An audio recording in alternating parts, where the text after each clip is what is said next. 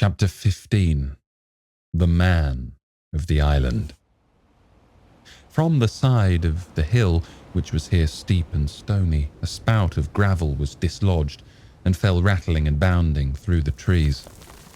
My eyes turned instinctively in that direction, and I saw a figure leap with great rapidity behind the trunk of a pine. What it was, whether bear or man or monkey, I could in no wise tell. It seemed dark and shaggy, more I knew not, but the terror of this new apparition brought me to a stand. I was now, it seemed, cut off upon both sides. Behind me, the murderers; before me, this lurking nondescript. And immediately I began to prefer the dangers that I knew to those I knew not. Silver himself appeared less terrible in contrast with this creature of the woods, and I turned on my heel and, looking sharply behind me over my shoulder, began to retrace my steps in the direction of the boats. Instantly the figure reappeared and, making a wide circuit, began to head me off. I was tired at any rate, but had I been as fresh as when I rose, I could see it was in vain for me to contend in speed with such an adversary. From trunk to trunk the creature flitted like a deer, running man-like on two legs, but unlike any man that I had ever seen, stooping almost double as it ran. Yet a man it was. I could no longer be in doubt about that. I began to recall what I had heard of cannibals.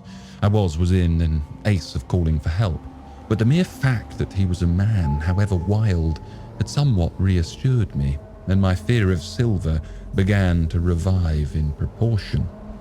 I stood still, therefore, and cast about for some method of escape. And as I was so thinking, the recollection of my pistol flashed into my mind. As soon as I remembered I was not defenseless, courage glowed again in my heart, and I set my face resolutely for this man of the island and walked briskly towards him. He was concealed by this time behind another tree trunk, but he must have been watching me closely, for as soon as I began to move in his direction, he reappeared and took a step to meet me. Then he hesitated, drew back, came forward again, and at last, to my wonder and confusion, threw himself on his knees and held out his clasped hands in supplication. At that, I once more stopped. "Who are you?" I asked. "Gunn," he answered, and his voice sounded hoarse and awkward like a rusty lock. "Oh, I'm poor Gunn, I am. And I haven't spoke with a Christian these 3 years. I could now see that he was a white man like myself, and that his features were even pleasing. His skin, wherever it was exposed, was burnt by the sun. Even his lips were black, and his fair eyes looked quite startling in so dark a face. Of all the beggar men that I had seen or fancied, he was the chief for raggedness. He was clothed with tatters of old ship's canvas and old sea cloth, and this extraordinary patchwork was all held together by a system of the most various and incongruous fastenings, brass buttons, bits of stick, and loops of tarry gaskin. About his waist he wore an old brass-buckled leather belt, which was the one thing solid in his whole accoutrement. 3 years? I cried. Were you shipwrecked? No, mate," says he. "Marooned." I had heard the word, and I knew it stood for a horrible kind of punishment, common enough among the buccaneers, in which the offender is put ashore with a little powder and shot, and left behind on some desolate and distant island. "Marooned 3 years agone," he continued. "and lived on goats since then, and berries, and oysters. Wherever a man is, says I, a man can do for himself. But mate, my heart is sore for Christian diet. You mightn't happen to have a piece of cheese about you now? No? Well, many's a long night I've dreamed of cheese. Toasted mostly, and woke up again, and here I were." If ever I can get aboard again, said I, you shall have cheese by the stone. All this time he had been feeling the stuff of my jacket, smoothing my hands, looking at my boots, and generally, in the intervals of his speech, showing a childish pleasure in the presence of a fellow creature. But at my last words, he perked up into a kind of startled slyness. If ever you can get aboard again, says you, he repeated. Why, now, who's to hinder you? Not you, I know, was my reply. And right you was, he cried. Now you, what you call yourself, mate? Jim, I told him. Jim, says he, quite pleased apparently. Well now, Jim, I've lived that rough as you'd be ashamed to hear of. Now, for instance, you wouldn't think I had a pious mother to look at me. He asked. Why, no, not in particular, I answered. Oh, well, said he. But I had remarkable pious, and I was a civil pious boy, and could rattle off my catches in that fast as you couldn't tell one word from another. And here's what it came to, Jim, and it began with a chuck burden on the blessed gravestones. That's what he began with, but it went further than that, and so my mother told me, and pretty old she did, the pious woman. But it was Providence that put me here. I fought it all out in this here lonely island, and I'm back on piety. You don't catch me tasting rum so much, just a thimbleful for luck, of course. The first chance I have, I'm bound I'll be good, and I see the way too. And Jim, looking all around him and lowering his voice to a whisper, I'm rich. I now felt sure that the poor fellow had gone crazy in his solitude, and I suppose I must have shown the feeling in my face, for he repeated the statement hotly. Rich, I says. And I'll tell you what, I'll make a man of you, Jim. Oh, Jim, you'll bless your stars, you will. You was the first that found me. And at this there came suddenly a lowering shadow over his face, and he tightened his grasp upon my hand and raised a forefinger threateningly before my eyes. Now, Jim, you tell me true, that ain't Flint's ship, he asked. At this I had a happy inspiration. I began to believe that I had found an ally, and I answered him at once. It's not Flint's ship, and Flint is dead. But I'll tell you true, as you asked me, there are some of Flint's hands aboard. Worse luck for the rest of us. No, a man with one leg, he gasped. Silver? I asked. Oh, Silver, says he. That was his name. He's the cook, and the ringleader too. He was still holding me by the wrist, and at that he gave it quite a ring. Oh, if you were sent by Long John, he said. I'm as good as Paul. Oh, and I know it. But where was you suppose? I had made my mind up in a moment, and by way of answer told him the whole story of our voyage and the predicament in which we found ourselves.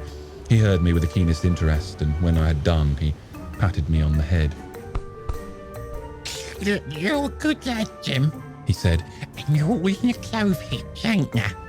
Well, you just put your trust in Ben Gunn. Ben Gunn's the man to do it.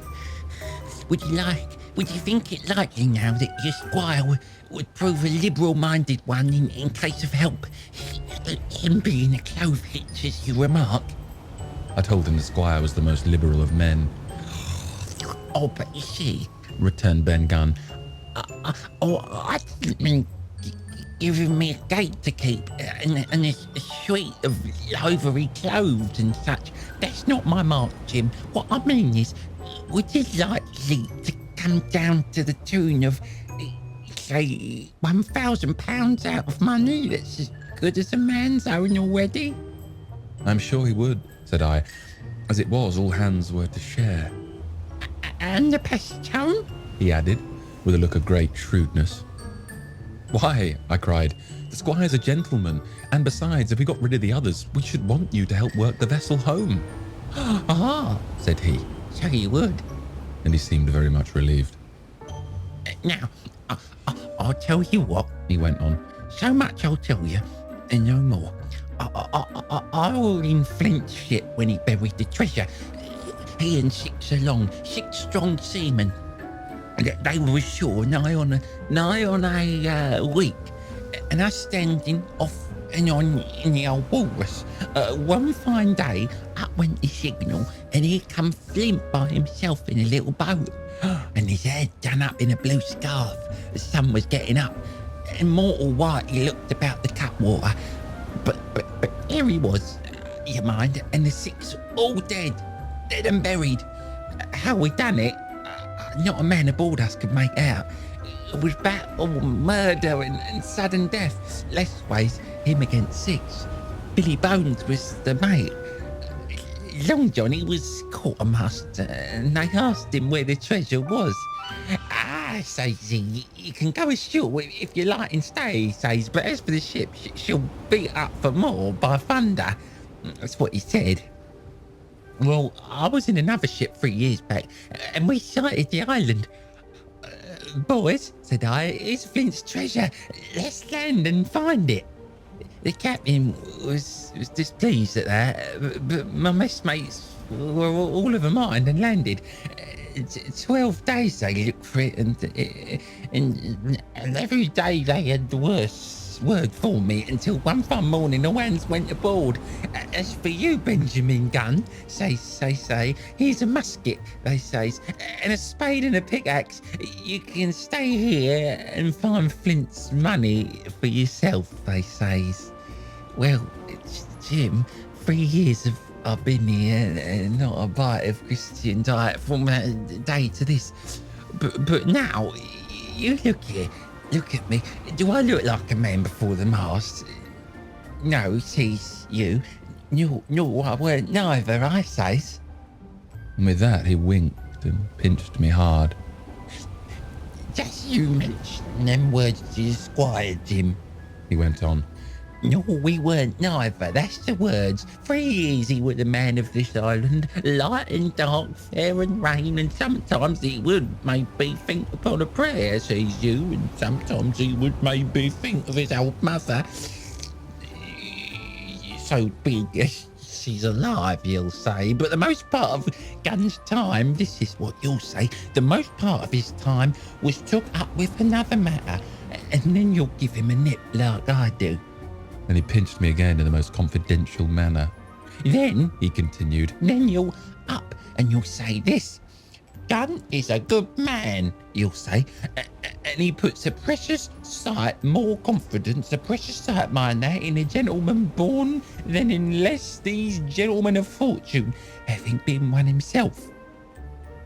Well, I said, I don't understand one word that you've been saying, but that's neither here nor there.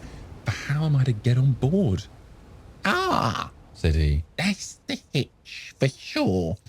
Well, there's my boat that I made with my 2 hands. I keep her under the white rock.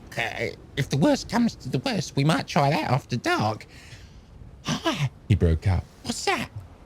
But just then, although the sun still had an hour or two to run, all the echoes of the island awoke and bellowed to the thunder of a cannon. They had begun to fight, I cried. Follow me!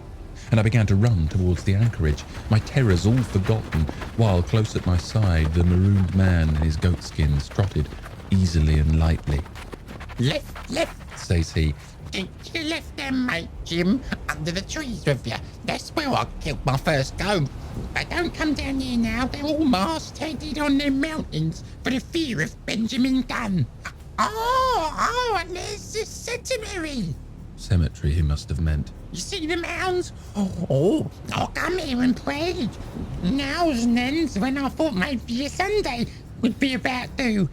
It weren't quite a chapel, but it seemed more solemn-like. And then, says you, Ben Gunn was short-handed. No chaplain, not so much as a Bible and a flag, you says. So he kept talking as I ran, neither expecting nor receiving any answer. The cannon shot was followed, after a considerable interval, by a volley of small arms. Another pause, and then, not a quarter of a mile in front of me, I beheld the Union Jack flutter in the air above a wood.